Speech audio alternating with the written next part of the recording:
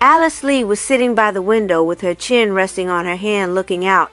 Although there was nothing much to see, it was a cold, rainy day, and she could not go out. Neither did anything very interesting occur to her to do in the house.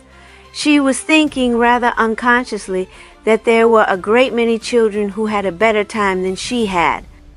"Mother," she said at last, "you know the little girl we saw at Aunt Lucy's yesterday. Her name was May Selwyn," she said. "Well, they're all going over to France next week, and she says she is going to live in the most beautiful house and have a lovely white pony all her own." Her mother did not say anything, and Alice went on, "And Nanny Gray is going away too next Monday. It's the most charming place that ever was that she is going to. It's on an island in the sea, she says, and the roses grow there all winter. I wish we were going somewhere." Mrs. Lee knew that Alice was not usually a discontented little girl, and she did not begin by telling her what was nevertheless quite true, that while there were really only a very few children who were going somewhere, there must be a great many who would be delighted to live in the home where Alice was at that moment. She knew, too, that even grown people sometimes have moods in which they wish something more interesting than usual would happen. So she said at last, "Well, yes, I think myself it would be delightful to be going somewhere. I should be glad if we were packing up our things to go there this very minute. As to France, it's rather late to be on the sea just now. The end of November isn't a very pleasant time to be traveling anywhere." And then she continued, "I'm quite sure you wouldn't wish to be going south for the reason the Grays have to go. Nanny's mother has been very ill, you remember." "Well, but Mother, of course I didn't mean that exactly," said Alice. "I only meant having some kind of adventure, you know." "I don't see exactly what I can do about it," said her mother, smiling. "I can promise that if I happen to come across any adventure, I will be sure to let you have it. I suppose you're getting rather too old to make them up for yourself, as you used to do not so very long ago. What has become of all the plays you acted once that were so much fun? Don't you remember?" Alice did remember very well, although it had been some time since she had taken her old interest in pretending things. Once she could be happy for days together in imagining herself a fairy, or a powerful old witch in disguise, or a proud, beautiful princess stolen from her father's palace, or else Cinderella. Cinderella really was fascinating. First of all, you fasten on to one of your ordinary frocks. It ought to be a white frock, all the odds and ends of adornment that you could beg or borrow or find for yourself. This took a great while. It was better to begin the day before, and the getting ready was quite as much fun as the play itself. Then you put on over all this some old gown that you could easily find in the garret. It must be very worn and faded, and so large that it would slip off at the least touch of the fairy's wand. And then if you took the precaution to be standing very near a sofa, this could be easily pushed under out of sight with your foot. It was great fun, too, to dance in the hall, even with an imaginary prince when her brother did not happen to be in the humor to play. He sometimes did join in these private theatricals, as he called them, and very often her mother, too, would help a little. She made a capital fairy grandmother with a yardstick for a wand. Then her thoughts wandered into the Wonderland of the Alice books, with their little world of people so much more real than the ones in ordinary wonder books. She recalled the hot summer afternoon that she was lying on the seat under the old tree in the garden, and was so sure she was wide awake when she saw the Duchess and the White Queen walking together in the path before her, talking in a low whisper. But just then her brother Tom came whistling along, and of course they straightway vanished. "Oh dear," she said to herself, "how I did use to wish I could get into Wonderland then, that very same Wonderland, of course, for all the other books about some other kind were perfect nonsense." Then she smiled to think of the time when the maids complained that there were sometimes mysterious finger marks on the large looking glass over the mantelpiece.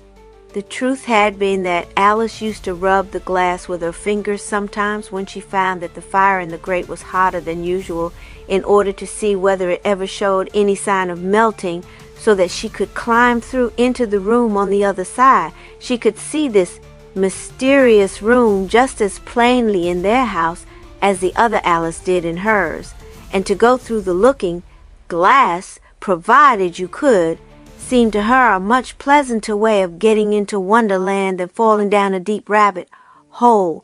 Besides, though she was always on the watch every time she took a walk in the country, she never saw anything that looked at all like a rabbit hole, and even confessed to herself that she did not know what a rabbit hole ought to look like. She had almost succeeded in persuading herself in those old days that she really believed there was such a place as Wonderland. It had grown quite dark while Alice was thinking of these old times, and she was saying to herself that it would be fun to read the Alice books over again that very evening, for it had been at least 6 months since the last time, when there was a ring at the door bell. A parcel was left at the door with Alice's name written on it. When the numerous papers were taken off, it proved to be a charming white box containing a generous slice of wedding cake, sent by a cousin of hers from a distant city, whose wedding her father and mother had attended the week before. She felt herself to be a very distinguished person. This was almost an adventure in its way, and the whole family gratified her by looking at it with the proper degree of interest. Her brother Tom, with some added feeling of envy as well. When she announced her intention of not eating any of it until the next morning, Tom advised her to keep it all night under her pillow, just under the edge of your pillow, you know, so that it won't get all smashed, and to try and dream upon it. He admitted that he did not know exactly what would happen in consequence. "I believe it makes your dreams come true," he said. "But suppose," said Alice, "that you didn't want your dream to come true." "Well, then, of course it wouldn't," he said. "It's bound to come right somehow. Oh, yes," he added, after a short pause, "now I know what happens. It makes you dream exactly the thing you want to, and then you're sure to get it." This was not very lucid, but Alice thought she remembered having once heard something of the kind herself, and although of course neither of them was the least in earnest about any such nonsense, they decided that it would be rather fun to try the experiment for once. "At any rate," said Alice, "it is a very safe place to keep it in, you know."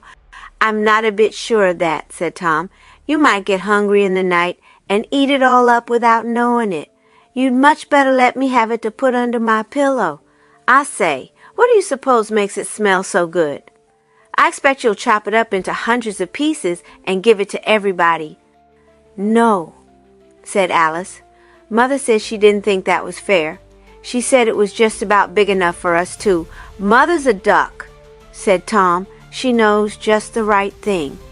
Fred Brown has to give the whole lot of them some of everything he gets, and there's precious little left for him sometimes. That's to make him generous." "Is he generous?" Alice asked. "Well, he mostly eats up everything he can out of doors, if you call that generous," said Tom. "Oh, how dreadfully greedy," said Alice. "But he has to, you know," Tom insisted. "He isn't greedy at all. One day he gave me a lot of candy over the fence, and I wasn't looking at him eating it either." Alice now shut the box and tied its white ribbon, and then took it upstairs into her room. She had no lessons that evening, so she brought down the Alice books and was soon as deeply interested as though she did not almost know them by heart. She had chosen through the looking-glass to begin with this time, and Tom, neglecting his Latin exercise, was speedily absorbed in the other one. He had formerly despised them both, but in his older and presumably wiser years he had been obliged to confess that they were not such awful stuff as they used to be, after all. The striking of 9 o'clock reminded them both that it was bedtime. Tom said that he was sleepy and would do his Latin in the morning, but Alice, although she was rather more willing to go than usual, did not feel the least bit sleepy, she said. The moon was shining on the wall of her room in a great square of light, and after her mother, who had looked in to say good night, had shut the door, Alice sat up in bed, thinking how very bright the room was. She saw the box just under the edge of her pillow and thought she would open it so as to be perfectly sure that the cake was there. This was a very unwise thing to do. The cake had been there safe enough, of course, until this very moment, but now it was safe no longer. It looked so uncommonly good to eat that she really could not put it back under the pillow without taking the least little bite, and then afterwards just one more. The end of it was that there was only about half of it left to go into the box again, and with this restored to its place, she lay down and tried to go to sleep, although still not feeling at all sleepy. She was just beginning to be rather sorry for more than one reason that she had eaten so much cake, and glad that there was at least plenty left for Tom, who need never know the whole story, when a very strange thing happened. She saw on the moonlit wall opposite that there was a door between the washstand and the table where there had never been a door before. She sat up in bed again and looked earnestly at the wall for some minutes, and then, feeling perfectly sure of it, she jumped quickly out of bed and crept over very cautiously to see if the door would open. It was a real door, there was no mistake about it, and it had a knob like any other door that seemed to turn of itself somehow, but hardly had she touched it when the door flew open, and she found herself going out into a very long and narrow dark entry with clear daylight shining at the end. A moment more and she was out of doors, standing on a flight of marble steps that overlooked a wonderful old-fashioned garden. There were long alleys going off into the distance, bordered on each side by high box tree hedges. It was exactly like being in the midst of a painted picture. The sky was almost too blue, and the leaves too green to be real. On the bushes were flowers of the most brilliant colors. The ones nearest to Alice she stooped down to examine, and they came off in her hand at the least touch. They were dry, scentless things, and she found that they were really only paper flowers, and not very well made ones either, no better than the ones she had just been making herself a few days before. She walked slowly down one of the alleys. The hedges were so high that she could not see over the tops, but very soon she found that this alley branched off here and there into others, which in their turn led into others still, and that, in fact, the whole garden was a perfect maze where it was impossible to help getting lost almost as soon as you entered. She went on, however, turning corners now and then, always into paths exactly similar to each other, and getting more and more mixed up all the time, but not once wondering how she was ever to get back. Several times she thought she heard a slight rustling noise under the hedges, and she stopped at last to listen, when a little pig, a very pink and clean little pig, with a blue silk cap on its head, struggled out through the leaves of the box trees, where they grew close down to the ground, and ran with all its might down the path. Alice jumped up and down for joy. "I believe," she said, "I really and truly believe that this is Wonderland, for I am sure that is the Duchess's little pig." She had lost so much time in jumping for joy, however, that although she ran after the little pig as soon as possible, she could not catch it. Giving little squeals of fright as it went along, it kept just a few steps too far ahead to be overtaken, and at last it crowded itself under the gate of a pig pen, or at least of a place that sounded like one, for Alice could hear the pig squealing and grunting in several different sized voices. She stood on tiptoe to peep over the top, and was just in time to see the pig carefully take off its little blue bonnet, and standing on its hind legs, hang it on a nail that was almost out of its reach. Then it climbed on a chair, and from that jumped onto a small table apparently laid for dinner, but with a very dirty cloth. There were 2 or 3 old plates and a rusty tin pan full of apples on the table, and the little pig at once set greedily to work at eating the apples, making a great noise about it as she did so. The place was rather tidy, considering that it was a pig pen. It had even been swept after a fashion, for the sweepings were to be seen in one corner, only half hidden by an old broom placed over them. Several other pigs were rooting about, and Alice soon found out that what sounds so much like grunting when you are outside of a pig pen is only conversation when you lean over and listen. Is that you, Peggy? She heard one of them say, but Peggy, if it were she, went on munching the apples without making any answer. The other pig then went up to a sort of cupboard in the corner and began scratching with his forefeet on the wire netting of the door. Peggy, I say, he went on. I say, Peggy, there's roast beef in here. Come help me get it. Peggy, however, was still occupied with the apples, but another pig came up at this invitation. He was a thin, sly-looking fellow with a cricket cap over one ear. Both together they continued to scratch at the door, trying to push the wires far enough apart to get at the roast beef. Look out, boys! Here's Jim and Mother coming home from market, called Peggy. She had her feet on the top of the pen now and could see down the road, but just then the wire net had given way and the sly-looking pig snatched a bone that still had a little meat on it and ran off as hard as he could go, followed by the other one in hot pursuit. They crowded under the gate, Peggy watching them evidently with great delight, and Alice saw them disappear behind some bushes. There was still another small pig in the corner of the pen, tied by the tail, evidently to keep him from getting out. He peeped under the gate with a melancholy air of resignation.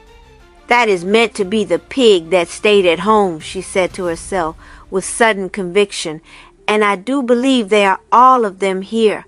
One got the roast beef and one didn't, and Peggy is the one that cried, wee, wee, wee, all the way home, for that is just what you did, Peggy. There was a road a short distance off on the other side of the pen, and Jim and his mother could be seen coming home from market with baskets in their mouths. Although Alice was much interested, she was rather afraid of very large pigs, so she withdrew behind one of the trees nearby until they had both come up and, greeted by a chorus of squeals inside, had gone in and shut the gate. Chapter 2. The Duchess and Her House. Alice now saw that she had left the garden far behind while she was running after the pig, for nothing more was to be seen of it anywhere. She was perfectly sure by this time that she was in Wonderland, and she thought the best plan would be to keep along the road, where something interesting would be the most sure to turn up. It was a very pleasant looking road. There was a thick woodland on the other side of it, and a little farther down was a curious sort of house among the trees with an open space in front. She took one more look at the pigs, which were now all lying on the ground asleep, and then, climbing down a rather steep bank into the road, she set off on her journey, quite sure that she was going to have some real adventures. The house in the woods was quite small, not very much higher indeed than Alice herself, but she was not at all concerned, as the other Alice had been, by remembering that she was too big. The door was wide open, and with great curiosity she immediately crossed over and went to look in. Nobody was there. The hall was empty and silent, excepting for a few gray flies that were buzzing about on the ceiling. Presently she noticed that there were two white doors in the side of the hall, and that one of them, which seemed to be the door of a closet, kept slowly opening of itself a very little way and then immediately shutting up again. This happened several times until at last it opened a little wider, and the frog footman stuck out his head sideways. He said nothing, but he winked at Alice and then quickly shut himself in again, and this time he locked the door. She could hear him flopping about inside and sneezing dreadfully. This reminded her that the hall was delightfully smoky and full of pepper. There could be no mistake about it. This must be the house of the Duchess. She went softly down the hall and ventured to open a door at the other end that she was certain must go directly into the kitchen. Sure enough, it did. There was the kitchen, but no one was in it, and everything was arranged in the best of order. There was, of course, a great smell of pepper in the air, but there was no soup cooking on the grate, nor was there even any fire in it. Evidently it was the cook's afternoon out, Alice thought. Her apron and ugly old cap, both looking very much like her, were hanging in a corner. "I'm glad she isn't here herself, though," said Alice, who was beginning to feel delightfully at home, "for now I shall have some fun. How I wish Tom were here! I mean to climb up and look into every one of the shelves and drawers in that dresser." The kitchen, when she entered it, was a light and rather cheerful looking place, furnished with a table against the wall, a few chairs, and a dresser with rows of plates on it, looking indeed like any other kitchen. But to her great bewilderment, as soon as she began her investigations, it all changed at once and became the most mixed-up place in the world. She could not remember how the change began, but suddenly there seemed to be countless rows of dark shelves and mysterious corners crowded with all sorts of indescribable things surrounding her on every side. She began to examine the things before her, but as soon as she took the lid off what seemed to be a jar, the jar turned into a box and then disappeared altogether when she tried to put the lid on again. And then she found that the thing in her hand was not a lid after all, but a paper bag full of something like seeds. In trying to put this back as carefully as possible, she disturbed everything else on the shelf, and all sorts of objects began tumbling down on the floor. She plainly heard something break as it fell, but it was so dark beneath her that she could not see what it was. She looked round her and saw that the whole room had turned itself into a place that reminded her that curious old shop in the Alice books, where the old sheep was sitting with her hands full of knitting needles. Very soon the walls began to crowd together more and more, and the place became smaller and had grown so very dark that she lost all interest in what was on the shelves. She climbed down with some difficulty, and as soon as her feet touched the floor, everything changed back again. The kitchen looked just as it did at first, only there seemed to be another door in it. There was a door, at least, which she had not noticed at first. It was wide open and led out into a dismal little yard, fenced in, which was all overgrown with weeds and half full of rubbish. Among the miscellaneous collection were conspicuous a great many empty tin boxes with red labels on them. Alice read on one of them, "Peter Piper, manufacturer of pepper." Of course she would not have thought of wasting a moment's time over such a place as this in her own country, but here everything was interesting, even the old broken kettles and frying pans, which she was sure must be the ones that the cook used to throw at the Duchess. I wish, after all, I could see somebody, even if it was only the ugly old cook. Alice thought she said this to herself, but she must have spoken aloud, for a squeaky little voice answered, "You needn't be one for to see her, missy." It was the sly-looking little pig with the cricket cap who had run off with the roast beef. He had apparently brought it there to enjoy all by himself. Just then she thought she heard a little mewing noise behind her that sounded like kittens, and she found that it came from a corner of the kitchen where some towels were hanging to dry, which she had not noticed before. There, to her great delight, was actually the old Cheshire cat curled up affectionately on the floor, purring over 3 little Cheshire kittens. That is, Alice was sure they must be Cheshire kittens, though she could only see their little backs. The old cat looked up with the same delightful grin on its face that she knew so well, and said, as if it guessed what Alice was thinking of, "Take one of them up and see, if you've a mind to, but don't swing it round the room by its tail." Alice thought there was not much danger of that.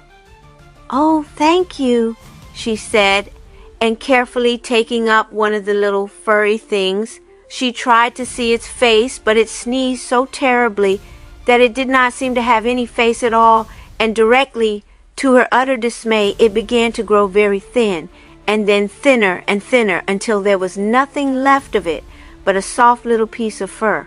What must have been its head looked like a tiny round ball of cotton wool, but she could see that there was a feeble smile upon the side of it, something like its mother's in expression.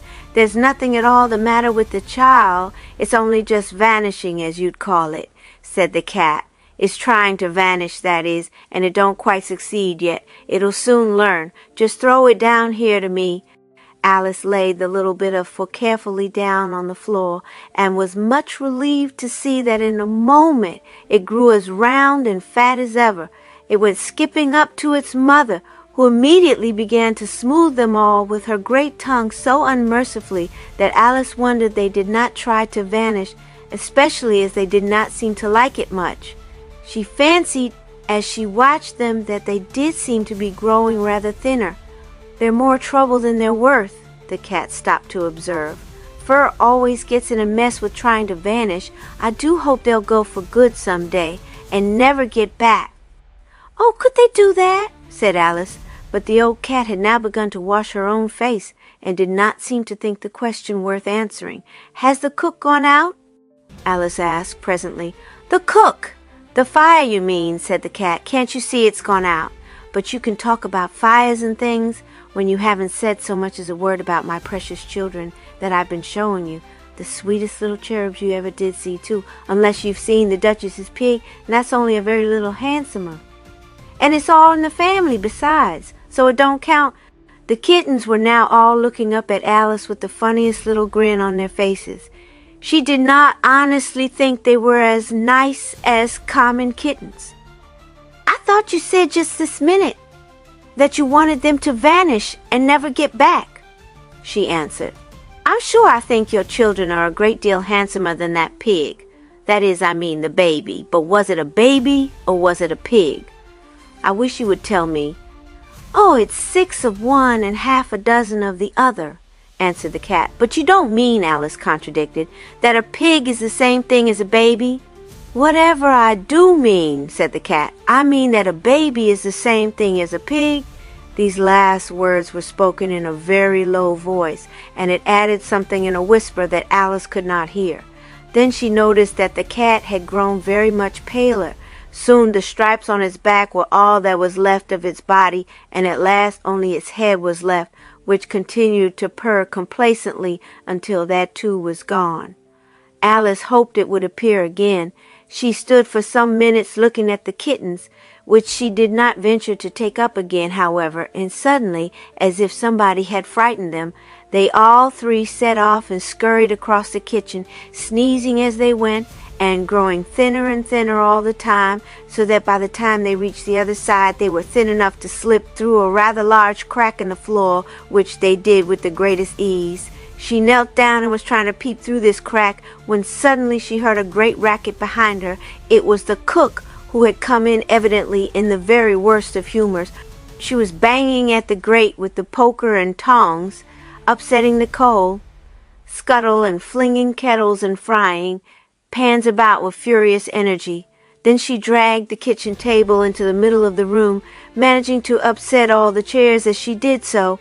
Then she proceeded to pull out the drawer with such violence that she dragged it out altogether, and it fell to the floor with an immense clatter of iron spoons and ladles. Alice would have been very glad to escape, but as the cook had not yet seen her, she was afraid to call attention to herself by the least movement. So she stood as close to the wall as possible and waited for a convenient chance to slip out unobserved. Presently, however, the cook perceived her, and snatching a broom in one hand and a poker in the other, she stood looking as if she did not know which to use first. Fortunately, the table which she had dragged out was in her way and served as a protection to Alice, who managed to get on the other side and so reached the door safely, the cook following, only in time to slam it behind her so hard that it made the whole house rattle. If Alice had been at home, all this would have been a very unpleasant experience, but by the time she was safely out in the hall again, the old cook seemed rather fun than otherwise. The hall looked somehow rather different. There were 2 more doors in it now than there were before. They were opposite to each other, and both painted green. There did not seem to be any harm in peeping through keyholes in Wonderland, and indeed Alice did not stop to think much whether there was or not. Through one of these keyholes she could see a steep flight of stairs winding up, full of dust and cobwebs, and through the other nothing but darkness, as she said. One of the white doors that she had seen at first was ajar, leaving a very small crack open, and by going close to this she could see into a curious little 3-cornered room where the old Duchess herself, as ugly as ever, was sitting sound asleep in an arm-chair near the fire.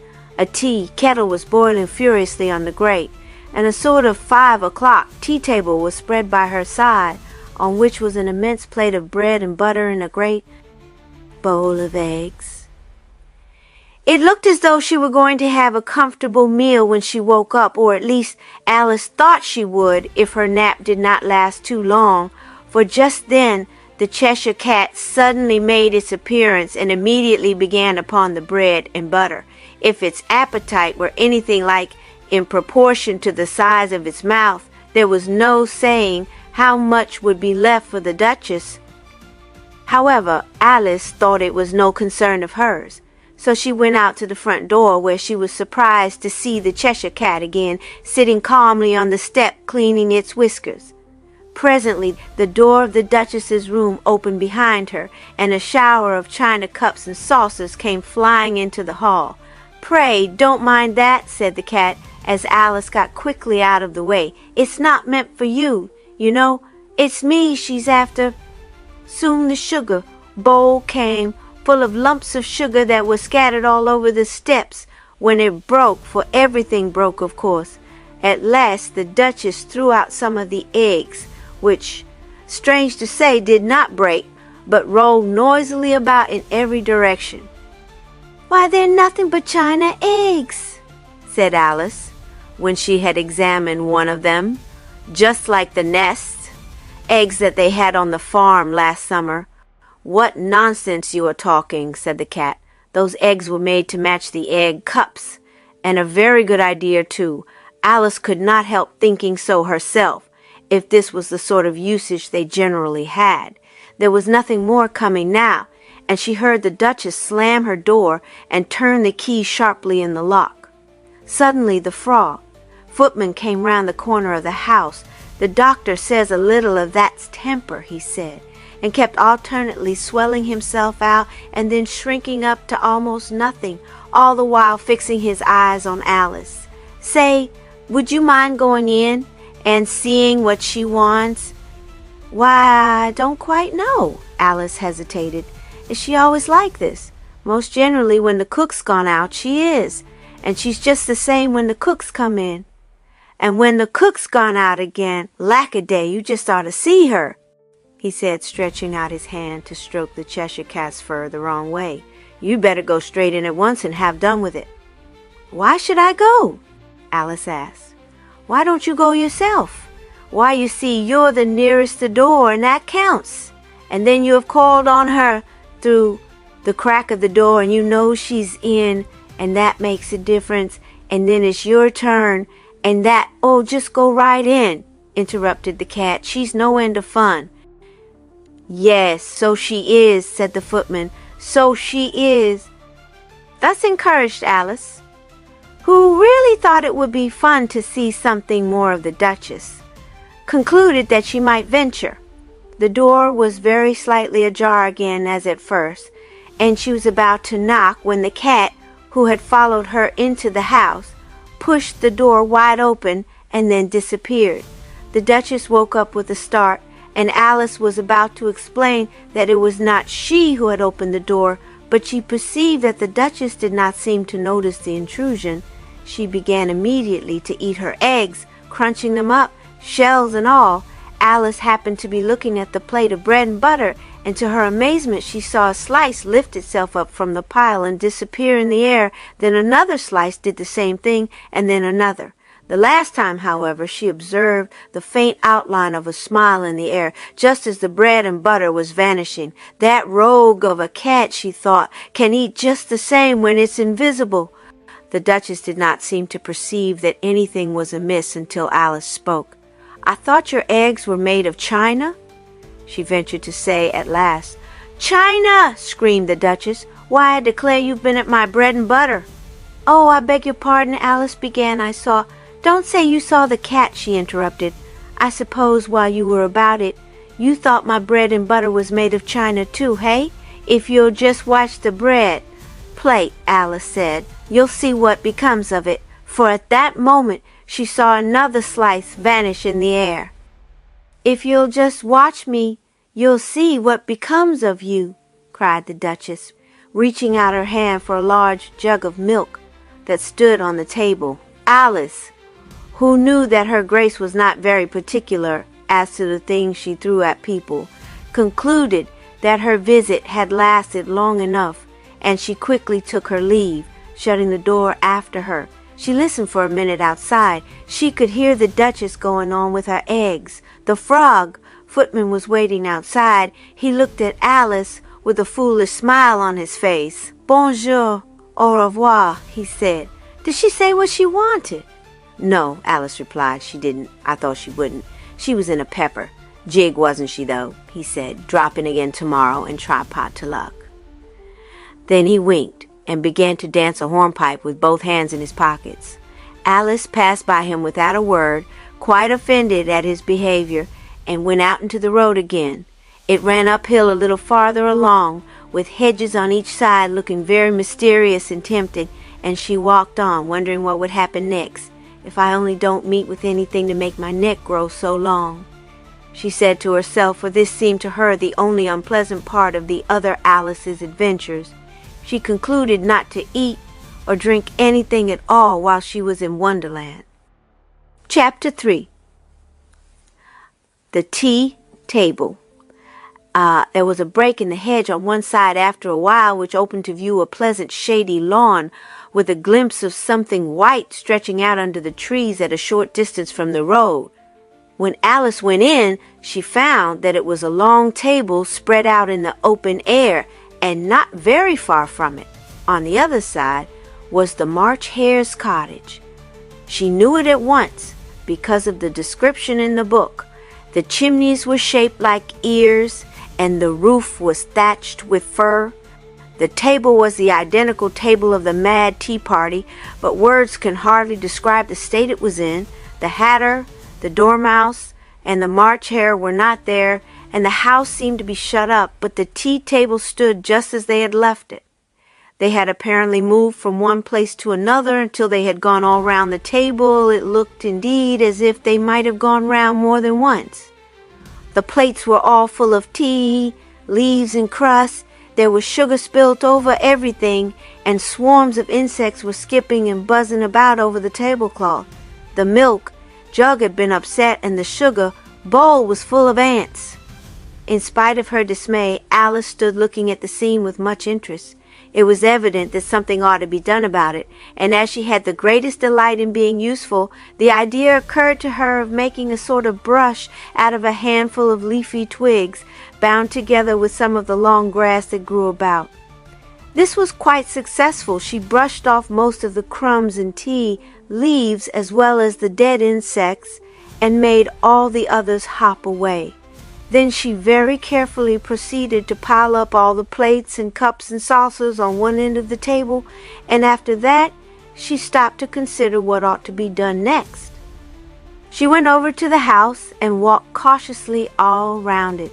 There were doors on all the four sides, every one of them shut tight. Nobody seemed to be at home, for she knocked again and again on every one of the doors in turn without any answer, and then she tried to open them. They were all locked excepting one, which she found, however, could only be opened a very little on account of something in the way on the floor of the room behind it. She gave one determined push at last to that door, and with a sound of rattling and crashing crockery, where it opened far enough for her to look inside. There she saw an immense pile of china things on the floor, heaped up in the greatest confusion, all covered with dust and leaves, and most of them broken. "Oh, how horrid!" she said, as if there were somebody to hear. "I believe you've just flung all these things in here to save the trouble of washing them." Then she tried to shut the door again, but some of the china had rolled down in the way, and the harder she pulled, the more it kept coming down, so that, although she was very sorry to do so, she had to leave the door just as it was.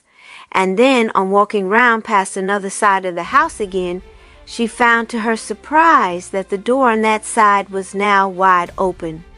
It was only an empty room into which it opened, entirely bare of furniture.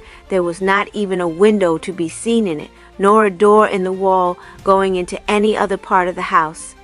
"How do you like this room?" said a squeaky little voice that came from the corner behind the door. It was the Dormouse, standing there on his hind legs. Alice had a great mind to ask him whether he was called a dormouse because he stayed behind doors, but while she was thinking about it, he asked her again how she liked that room. "Why why there isn't anything in it to like," said Alice. "I heard you making a great fuss outside there," he said. "The noise woke me up, so it did." "What were you doing out there in our laundry? If that's your laundry where all those tea things are in such a mess, I don't like that at all," said Alice without answering his question. "I never saw such disorder in my life." "It's all your fault that you saw it," he said, "because there's enough order in here for you, isn't there?" "No, there isn't," she contradicted. "I don't call this order at all. Order means keeping your things in order, but we keep our things in one room and our order in another so that they don't get mixed up together all the time," he persisted. "And that's a great deal better than your way, because then this room's always tidy." Alice laughed, for there was really no use in arguing with such a view of things as that. And at last, with a friendly wish to help the droll little fellow, she said, "Suppose you and I take all those china things out of your laundry and throw away all the broken ones. The reason why they break so is because they're made out of such bad stuff," he said in a sobbing voice. "Yes, I dare say," she said consolingly, "but you see, some of them are too broken and we can take out all the whole ones and perhaps wash them up." "Wash him up?" repeated the Dormouse. "What's that like?" There was no use, he was not even listening now. He was scratching with his claws on the plaster and putting his head close to the wall, apparently for the pleasure of listening to the disagreeable noise it made. "I only wonder," Alice said to herself as she turned away, "how they managed to get so many tea things." "They come in a bag, so they do," said the Dormouse, as if he knew what she was thinking about, "and that just puts me in mind of it. I've got to have the table all ready for them by the time they get back." And then he hurried off to the tea table. He appeared to be much struck when he saw the disposition Alice had made of the things. "Who could have done that?" he asked, in a bewildered tone. "Why, I did it," said Alice, "so that they would be all ready to carry away." "You've given me a great deal of trouble, so you have," he said dolefully, and he immediately began to set all the things back in their old places on the table. He began with the cups and saucers, taking one of each at a time, and as soon as Alice saw what he was trying to do, she came to help him. "I can't think what he wants to do it for, though," she thought. She worked much more quickly than he did, and before long the table was all covered with the tea things again, and then the Dormouse went a little way off, as if to get the general effect. He did this several times, going back after each time to make some trifling alteration, until finally he seemed to think it would do. Then he immediately set to work at taking all the things off the table again and throwing them into what he had called the laundry, through a little square window, the shutter of which he opened on purpose. Alice had not noticed this window before. She went over to look in and found it was no wonder she could not get in at the door. She could see the door still a little way open as she had left it, with the great heap of china piled up against it, and there were all sorts of old broken things on the floor besides. There were old rusty pans and trays and tin boxes and tea kettles, while an empty dresser stood in one corner, and there were rows and rows of convenient-looking shelves besides, without a single thing on any of them. "I'm not going to help you do anything so foolish as that," said Alice, as the Dormouse still went on throwing in the china. "What are they going to do with all those things in the end? If you keep on like this, the place will soon be full. I don't know, I'm sure," he said, and then, as he had just thrown in the very last cup, he shut the window again and remarked, as he went over and took a seat at the empty table, that now everything was as nice and tidy as could be. "But I'm sure the table cloth isn't tidy. Why don't you take that off too?" she asked. The Dormouse made no reply. He had fallen sound asleep at once, with his nose resting on the table. Alice had a great mind to pull off the table cloth herself, but she did not like to disturb him, as she certainly would. So she sat down near him, wondering what strange thing was going to happen next. She tried to imagine what the March Hare would say if he came and found her sitting at his table. And very soon, looking round at the Dormouse again, she was hardly surprised to see that the March Hare had taken a seat at his other side. He did not seem to perceive Alice. He had a pot of tea before him, or at least it was a steaming tea pot full of boiling water, and he was busily engaged in trying to cram tea into the spout with a small stick.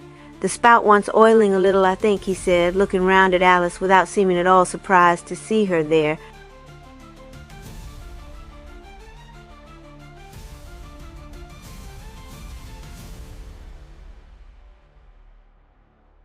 "Why don't you put the tea in at the top?"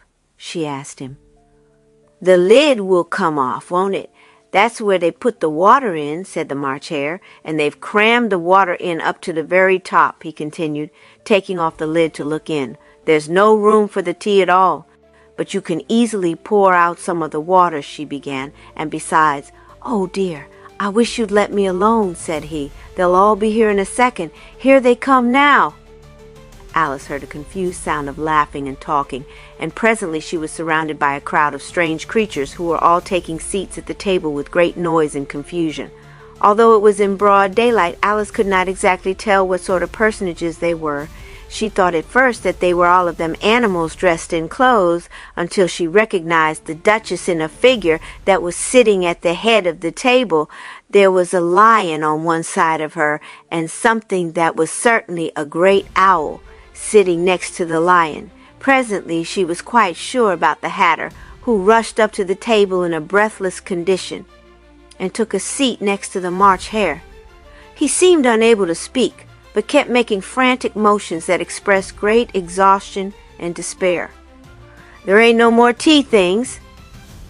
That's what ails him, I expect," said the Gryphon, who had quietly taken a seat next to Alice.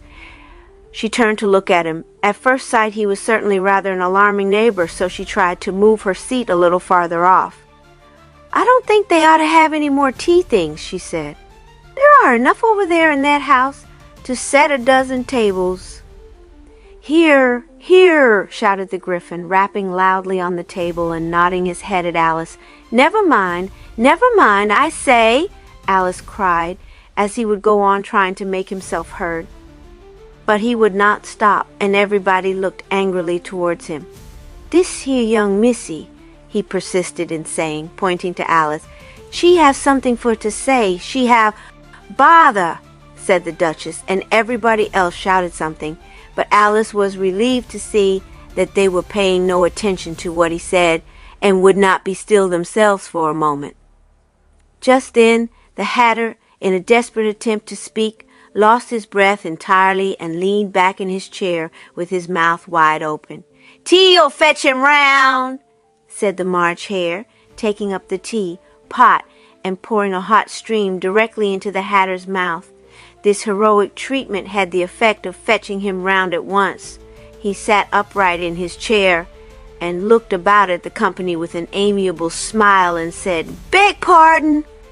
"Don't mention it," said the Gryphon. Something like silence now seemed to fall upon the company, and just as Alice was wondering what it meant, the Gryphon said, "We're all waiting to hear this young lady read a piece out of her book, I fancy." Then she suddenly perceived that there was a book on the table before her. "Read, read ye!" She heard everybody call out in all sorts of voices.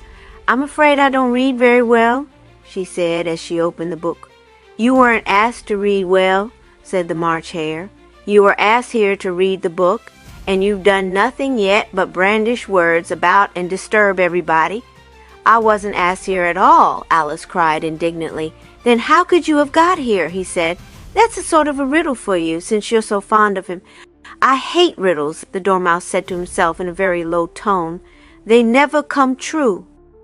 "I can't deny she had to get here somehow," said the Hatter. "Riddles or no riddles, you know." Alice said nothing, and indeed was not even listening, so deeply absorbed was she in looking over the book, which she found, to her great surprise, to be her mother's cookery book. It was the very same one she had been reading with Tom only a few evenings before, and they had had a great deal of fun over some of the preposterous dishes to be found in all such books. There were 2 or 3 cooking receipts in their mother's writing on the fly, leaves at the end, so that she knew it was the same book. It was the strangest thing how it could ever have got there. "Everybody up here is going to sleep," called out the Duchess from her end of the table. Can some of you down there make that what's up? Nate? I'll pour a little of this hot water on her, Your Grace, said the March Hare. That'll get us started. You'd better not, said Alice, turning to the March Hare, and then, speaking so loud that they could all hear, she said, If you really want me to read, you'll have to find me a better book. This is only a cookery book that tells how to cook things for dinner, you know. There's nothing at all in it to read. That's your notion of nothing at all, hey, said the Duchess. There's something wrong about you, that's plain. It's you yourself that's the matter, not the book. Yes, said the Hatter. Every man expects England to do his duty. I didn't ask your opinion, said the Duchess. When you come to think of it, said the Gryphon, perhaps she can't read. There's some won't and there's some can't. That old owl up there? He won't. He's read every book in the world, he says, and he ain't going to bother himself reading over again. He hasn't read this book, I'm sure, said Alice. Why can't you get him to read it now? Oh, he won't, I tell you. That's worse than can't, because if you could, you might, said the Gryphon. You're as full of pros and cons as plums stuck in a pudding, said the Duchess severely. If you really can't read, then you must learn this minute. Learn to read decently, too, while you're about it, and don't go mumbling and jumbling along, as I know you will. Come now, mind your P's and Q's. I'll give you 5 minutes. And she took out an enormous watch and opened it. Alice laughed, but she did not say a word. She was rather glad to have the 5 minutes' time to see if she could find anything in the book to read. She recollected that there had been a chapter of advice to young housekeepers in the beginning that might do perhaps, as it had seemed on the whole rather amusing than otherwise, but strange to say there was nothing of the kind to be found there now. So, although it seemed absurd, even in Wonderland, to read cooking receipts to such a company, it began to look as though it would have to come to that if they still continued to insist. 5 minutes up! Cried the Duchess, shutting her watch with a loud snap. Alice had not even yet decided what to read, for just as she was on the point of beginning something, so many of the words suddenly seemed unfamiliar to her, and without a particle of meaning, that she kept on turning over the leaves, hoping to find something better. What's the matter now? Said the Duchess severely. What have you been about all this time? Can't you read yet? She didn't have quite 5 minutes, pleaded the Gryphon. She didn't have quite 5 wits, is what you mean, said the Duchess. If the Queen of Hearts were only here, off would go her head, and she'd have to read then, I fancy, whether she could or not. The reason, Alice began. Oh, you've got reasons, I dare say, as plenty as blackberries, but the Queen won't listen to any of 'em. The table was beginning to get noisy again. There was an impatient chorus of voices shouting, Be still! Read! Hush! Go on! Don't read! Begin! Stop! A voice near the end of the table that Alice thought was the lion's roared, Silence! Silence! Then they all stopped, and in sheer despair Alice began at the first page she opened upon. To make sherry bliffins. Take your bliffins, while not so tough as they otherwise would be, for they are apt to drone and spindle at the edges. Pare them for an hour, in warm weather rather longer, an inch longer will do. Then quickly stir into a thick pan of batter, wax that has previously been made frosky by large shirring, pins. If you have no shirring, pins, a shuttle, fork will do nearly as well. Allow to cool, then return to fire and let slowly simper. Try from time to time until the bliffins grow chucky and turn on the fork, then take up and fringle slightly. Sugar, if preferred, must be soaked in several waters, as it is liable to become flimsy when cooling. Send to table immediately. Approximately, this all seemed to Alice very much as though it might have come out of Mr. Edward Lear's book of nonsense cookery. She made no remark, however, but on looking round at her audience she saw that they were much impressed. Send to table immediately, repeated the March Hare, but supposing it wasn't dinner time. Oh, it would be, said the Hatter. Seems as if you could taste it. What's next? Stewed Chalkies comes next, she said, rather pleased with her success in entertaining the company, who seemed to be all waiting eagerly to hear more. So Alice went on, approximately stewed Chalkies. Pat the Chalkies in an egg sifter one at a time, and try with a small tuning fork before skimbling them. If they chutter, try them again. Splice well and bumble in chicken, crumbs, have ready a pint of sugar, tips, and 1.5 pounds of pepper. Approximately here, Alice was interrupted by a loud sob, and looking round the table, she saw that most of the guests were sitting with handkerchiefs to their eyes and noses, and some of them were weeping bitterly. The Hatter had fainted, though Alice thought he was only asleep. Reading about all those good things has been too much for Em, said the March Hare reproachfully. It's a shame, that's what it is. Yes, it's regular fetched, Em, said the Gryphon. 'Tain't her fault, though. But I told them, Alice began. Well, it does make a body feel lonesome now, the March Hare interrupted. Those things does. Seems like you never had a thing fit to eat in your life, and couldn't ever get anything. That's the same thing my mother says about the fashion magazines, exclaimed Alice. They make her feel as if she'd never had anything fit to wear in her life, and couldn't ever have. So there's no use in trying, she says. It's not the same thing at all, said the March Hare. Your mother don't have dresses for dinner. Yes, she has, said Alice, laughing at her own joke, which the others, however, did not appreciate. She don't when she's hungry. Then, said the March Hare. Not a bit of it, said the Dormouse suddenly, and just then chancing to look under the table, he immediately jumped up on the seat of his chair and leaned over the top with his back to the table. What was it that you saw under the table? Alice whispered. The Dormouse shivered from head to foot, but said nothing. You might as well say, rumbled the March Hare, that if I read a book about manners, it makes me feel as if I hadn't any manners. Well, so it ought to, said the Gryphon, because you haven't any. Say that again, said the March Hare, rising angrily, and snatching the book out of Alice's hand, he held it all ready to throw at the Gryphon's head. None of 'em have any manners, the Gryphon said to Alice as he quietly reached over and seized the book, and then pushed the March Hare back into his seat. I was learned different to this when I was a youngster, let me tell you. We had nice manners even if we was poor, and we had nice tea, cups even if they was cracked, and we had a nice table, cloth even if it had holes in it. Oh, I'm so glad to hear you speak of this table cloth, said Alice. Isn't it disgraceful? Don't they ever have a clean one? Well, for the matter of that, it's this way, he said. You see, it's hard enough to get the plates and things. They've not come yet. The Queen of Diamonds is the one, and you know diamonds ain't always trumps. You follow me, don't you? Why, no, said Alice. I don't. I don't understand a word you say. This answer discouraged the Gryphon very much. He leaned back in his seat and said no more. Your head has been completely turned by the fashions, said the Duchess, who had been for some time looking at Alice through a long-handled eye-glass. So it has, said 6 voices in a tone of sudden conviction, and Alice saw that the company had stopped weeping and were all looking at her. Some of them had glasses perched on their noses that fell off when they laughed. They all seemed to be laughing at her, and she began to feel rather uncomfortable. It was a very unpleasant tea to party altogether, and she thought that, since she had not been invited, she was not obliged to stay until the end. I should like to see the new tea things, she thought, but just as likely as not they won't come after all. I've a great mind to go.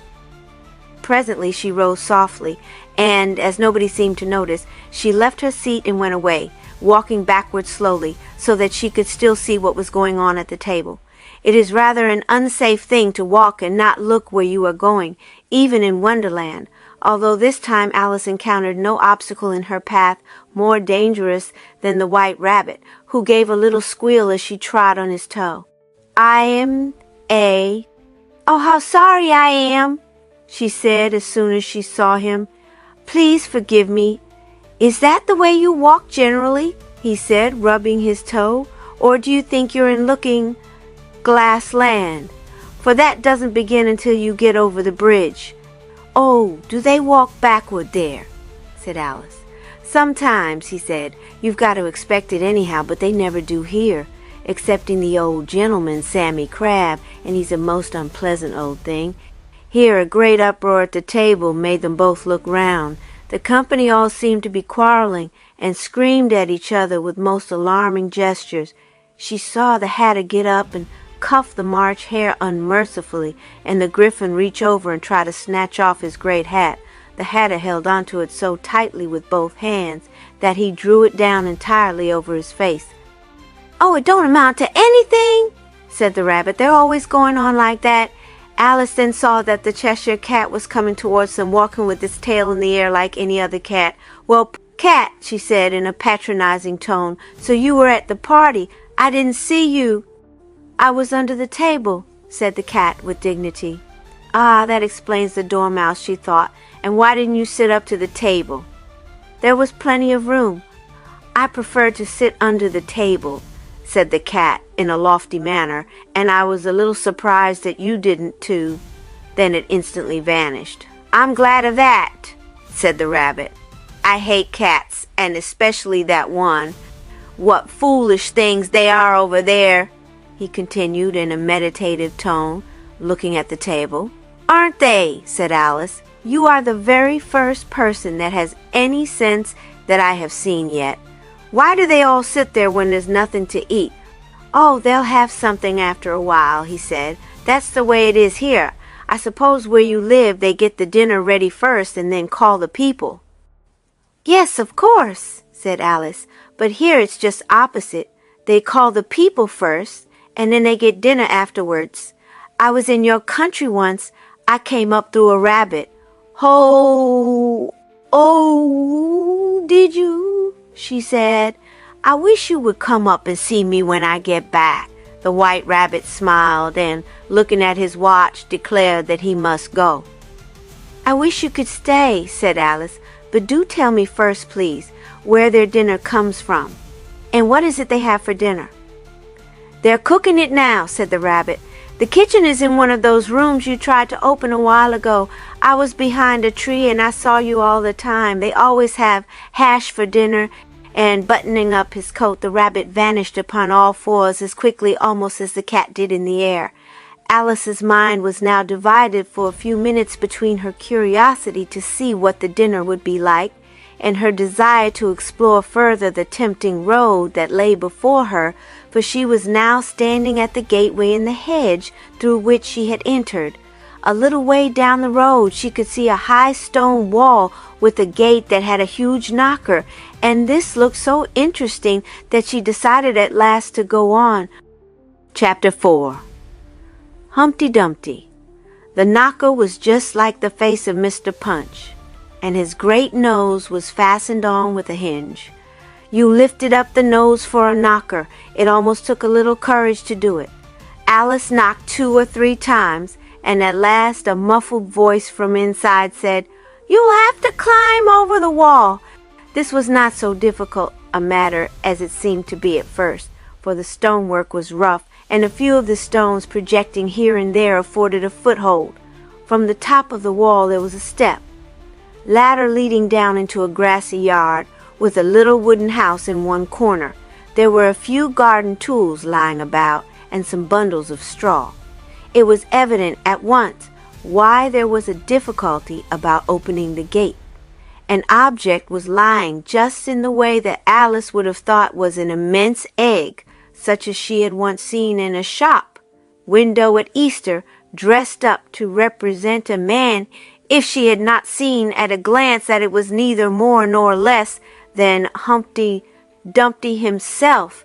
His clothes were all covered with dust, and his once handsome cravat, the gift of the White King and Queen, was now limp and faded. He was lying down and seemed at first to be asleep, but as Alice came towards him, he rolled slowly from side to side and finally set himself up on end against the wall with a sudden jerk. His arms and legs, fastened on like the limbs of puppets, flew about loosely and seemed to be of no use to him. Although his features were rather uncertain, she could see that he was staring at her with all his might. "Thanks. Very good of you, I'm sure," "You've heard of my accident, I suppose," he said in a hoarse voice. It was a good bit exaggerated in the papers, as everything is. You know, Alice had not read the papers, but she guessed that the accident must have been a fall he had evidently had from the wall above his head. "I should think it would have broken your shell. That is, bones, I mean," she added quickly. "Call it which you like. Both are correct," said he, smiling. "Yes, I may say I've had an escape. Take a seat." As there was nothing to sit upon excepting the ground, where, to be sure, Humpty himself was seated, Alice said, "Oh, thank you, I'm not at all tired." "But weren't you hurt a good deal?"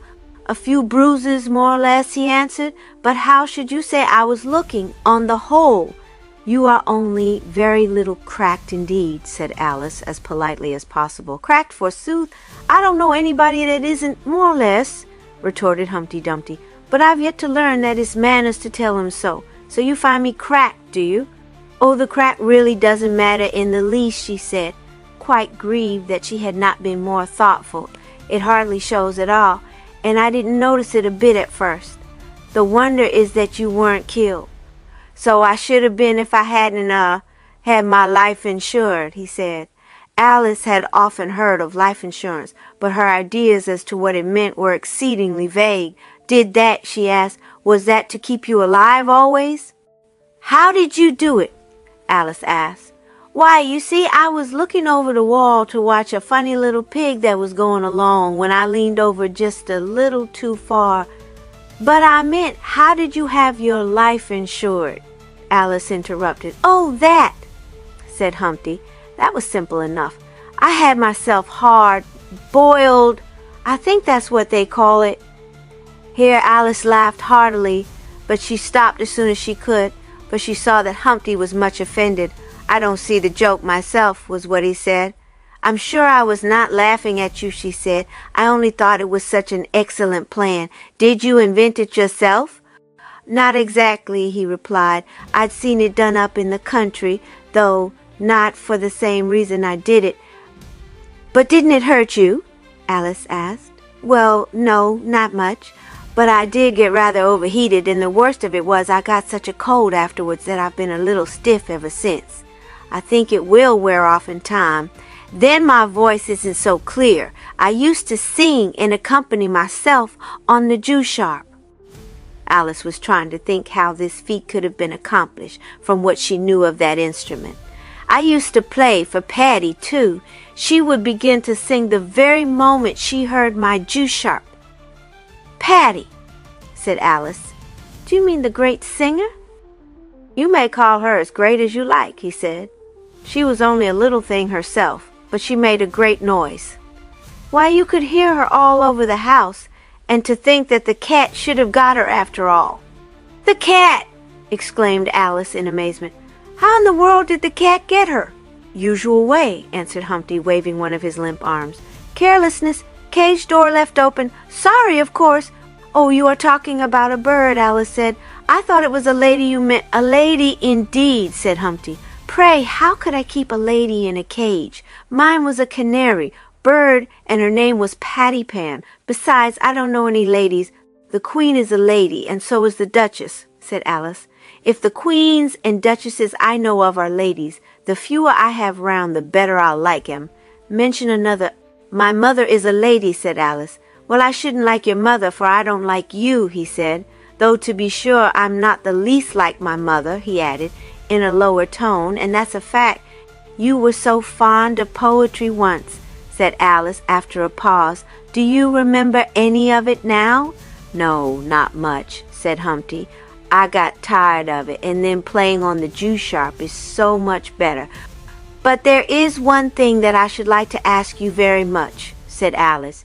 "Is there any more of the song you used to know that was not finished?"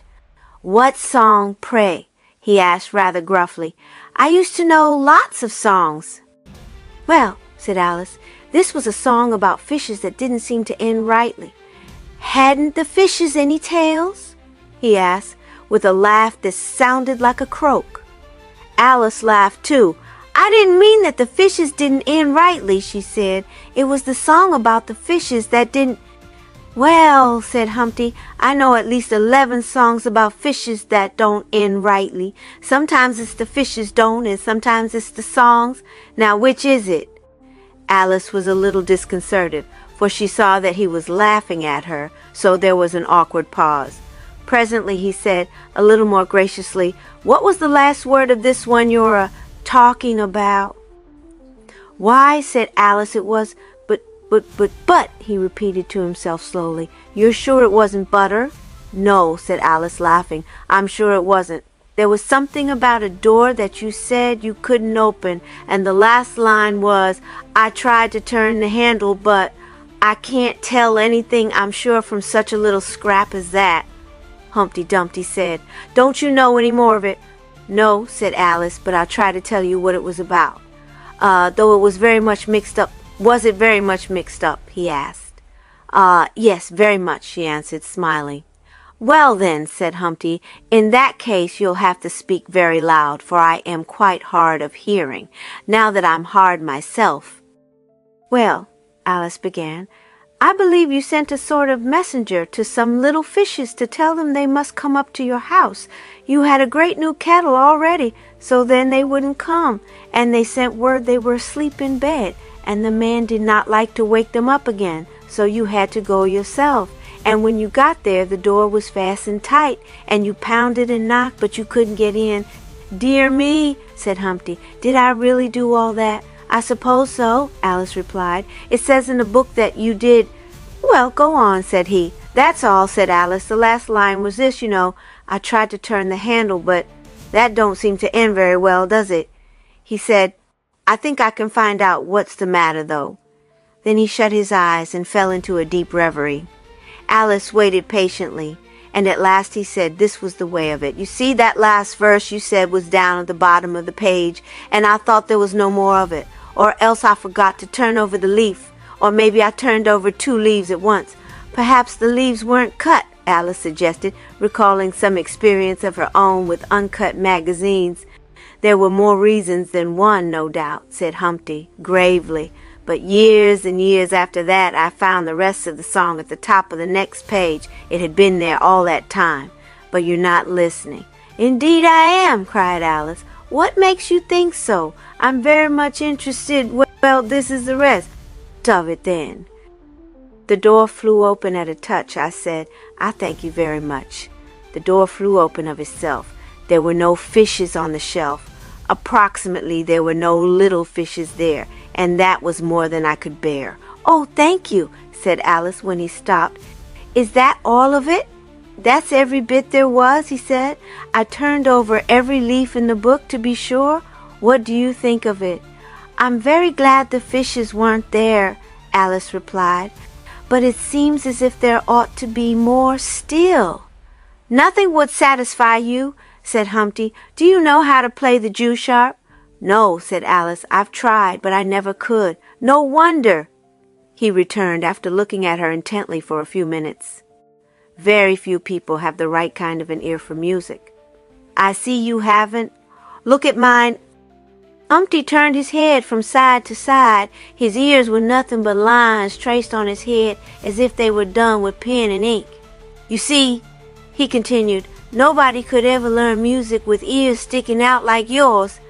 Alice laughed and said, "Have you got your Jew sharp?" "I should like to hear it. It's over there in my house," he said. "I'm rather lame myself, but if you'll go over there and get it, I'll play for you a bit." She was curious to hear some of Humpty's music and very eager to see his house. "Don't be afraid of my dog," he called out after her. "And don't go near Henny Penny, she's cross." She smiled to see a toy woolly dog on wheels tied carefully to the door of the house.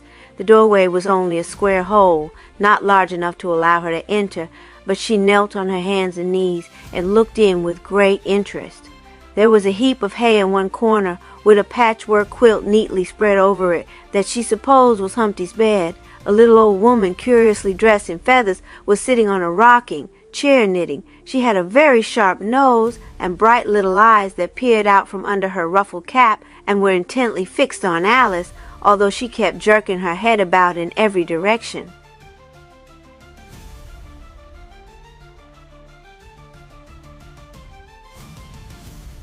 Alice was afraid of her, so she asked very respectfully, "Will you please tell me, ma'am, where I shall find Mr. Dumpty's Jew shop?" The old woman did not say a word, but kept jerking her head about worse than ever. Alice was considering what she should do when she thought she heard Humpty calling her, and looking over she saw that he had somehow contrived to get himself up on the wall again. "Oh dear! What did you do that for?" she cried, running up to him. "You will certainly fall down." He stared at Alice as if he had never seen her before, and said nothing. "I should think you would never venture to sit on that wall again," she said. "Well, I'm going to sit on it," he growled in an angry voice. "I'm going to sit here till I snap my fingers and my toes too, if I choose, at all the king's horses and all the king's men. I hear 'em a-prancing along. Kings indeed, rubbish. I only wish I'd known the President of the United States." He shut his eyes and began to rock very slowly to and fro, and in a few minutes seemed to have rocked himself to sleep, for he sat quite still with his eyes shut. Suddenly there was a great noise and commotion out in the road, drums and shrill trumpets and screaming voices. Humpty Dumpty woke up with a sudden start that threw him off his balance, and he fell over into the road.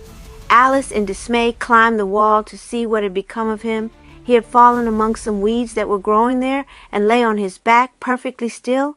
But the king's men had come in sight, and her attention was immediately turned to the extraordinary jumble of military characters that were crowding along the road. A glance showed that they were not very alarming, although they kept screaming and tumbling down and getting up again and laying about them wildly with all sorts of weapons, some of them with each other's legs and arms that they had wrenched off. Every minute one of them would leap up and turn somersaults in the air and come down on the heads of the others. They sounded as if they were made of wood, and Alice could not help laughing at the way their arms and legs flew about in the air. Some of their heads had come off too, but the owners of them seemed to be none the worse, and kept fighting on as valiantly as ever. Suddenly, as if by a stroke of magic, they all vanished as quickly as they had come, and perfect silence reigned once more in the road. "The king's men," thought Alice, "and they certainly didn't even try to set Humpty Dumpty up again that time." She looked down at the place where he had fallen. Somehow the road looked a great deal farther down than it was before, and she could not see him. She went back into the yard and opened the gate, hoping that Humpty would see her and would come in, but no Humpty was there, though she looked in the precise spot where he had fallen. Chapter 5. The White Knight. There was a knight on horseback standing nearly opposite the gate, singing to himself. At first Alice thought it was one of the king's soldiers, but as he turned to look at her, she saw it was no other than her favorite, the old White Knight.